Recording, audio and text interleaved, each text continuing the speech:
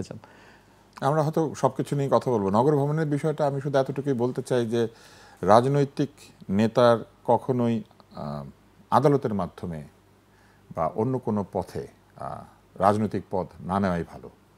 সামনে নির্বাচন নিশ্চয়ই হবে এবং সেই নির্বাচনে যিনি জনপ্রিয় তিনি নির্বাচিত হবেন, কিন্তু যদি অন্য কোনো পদ্ধতিতে এই ধরনের পদ যেখানে ভোটের প্রয়োজন হয় সেখানে কেউ আসেন, তবে এটা প্র্যাকটিসে পরিণত হবে। ভবিষ্যতে বিভিন্ন সময় দেখা যাবে যে একাধিক ব্যক্তি এটাকে নজির হিসেবে ব্যবহার করে আসবেন এবং তারা এই পদগুলিতে এইভাবে বসবেন। এবং এটা একটা ভালো উদাহরণ না? বিশেষ করে সাদেক হোসেন খোকাকে আমি চিনতাম, উনি আমাকে খুবই স্নেহ করতেন।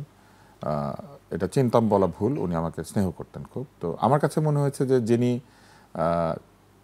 এমন একটা সময় রাজনীতি করেছেন এবং শুধু রাজনীতি করেন না, উনি মুক্তিযোদ্ধাও, এবং একই সাথে উনি ওনার যে রাজনৈতিক কনস্টিটিউয়েন্সি সেখানে বিগত সরকারের প্রধানমন্ত্রীকেও, যিনি পরে প্রধানমন্ত্রী হয়েছেন, তাকে তিনি ইলেকশনে পরাস্ত করেছিলেন।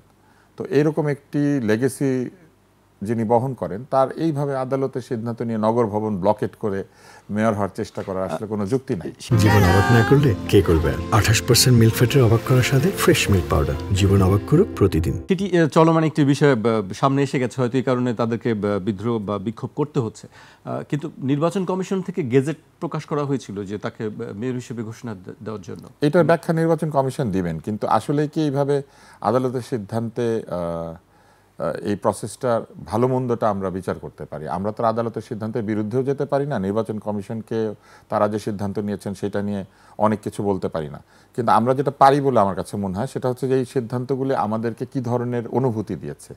সেই অনুভূতির জায়গা থেকে আমার কাছে মনে হয় যে এই যে আদালতের কাছে গিয়ে নির্বাচিত হতে চাওয়ার যে চেষ্টাটা, এই চেষ্টাটাই কোনো রাজনীতিবিদের করা উচিত না।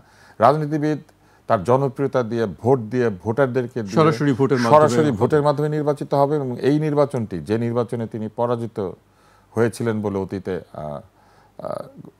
অতীতেও তো এটা ঘোষণা করেছিল তখনকার নির্বাচন কমিশন, তাকে পরাস্ত ঘোষণা করে তার প্রতিদ্বন্দ্বীকে নির্বাচিত ঘোষণা করেছিল। তো যে প্রক্রিয়াতে এই বিষয়গুলি ঘটেছিল সেই নির্বাচনেই যদি তিনি আসেন তাহলে ওই নির্বাচনটাকে বৈধতাও দেওয়া হয়।